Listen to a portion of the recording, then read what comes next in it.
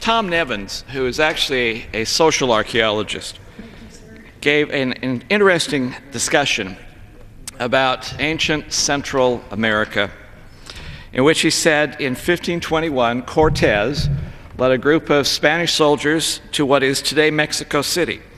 And there he found an Aztec society and an Aztec capital with 15 million inhabitants. Cortez gave a simple instructions to Montezuma II, who was in charge at that time, which was either give us your gold or I'll kill you. For whatever reason, Montezuma gave him the gold, and then he proceeded to kill him. In fact, the siege of what is today Mexico City, approximately 250,000 Aztecs died from starvation in that siege, and within 2 years, the Aztec Empire was totally controlled by the Spanish. A decade later, the Inca civilization had the same thing happen to them, led by Pizarro, who once again said, give us your gold or we'll kill you. They got the gold. They proceeded to kill him. And also, within 2 years, the Inca civilization was totally dominated by the Spanish, which meant that both the Aztecs and the Incas were a highly centralized government, a highly centralized society, a highly centralized economic system, and because of that, they were easy prey for a smaller but very well-trained and well-organized Spanish army. By the 1680s, the Spanish move into the deserts of New Mexico, where they move against the Apaches. There's two things that are different about the Spanish efforts with the Apaches in New Mexico. Number one, there was no gold to be taken, and number two, the Spanish lost. In fact, for almost 2 centuries, the Apache were able to hold at bay the Spanish. And one of the reasons they were is because the Apache civilization was very decentralized.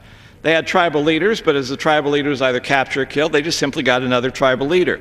With the greatest of all is the one we probably mispronounce the name and call it Geronimo. But as Nevins said, this Apache civilization was not loosey-goosey. They had customs, they had traditions, they had a very sophisticated society, but they also were decentralized.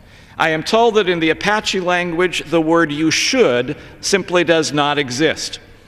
Whereas if we look at the thousands and thousands of pages that produced Obamacare and cap and trade, you find the concept of "you should" being repeatedly inserted over and over and over again. Which means a centralized society has certain strengths, has certain weaknesses. Its greatest strength is it's the concept of uniformity. Everyone can be coerced into doing the exact same thing at the exact same time. A decentralized society has certain strengths and certain weaknesses.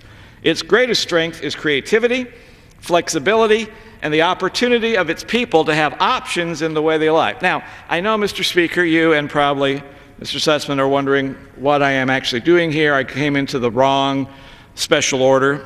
Like, what does this have to do with the topic at hand? I think it does have to do with the topic at hand. Because the idea at the Constitutional Convention was, do we have a centralized or a decentralized society and government here in this country?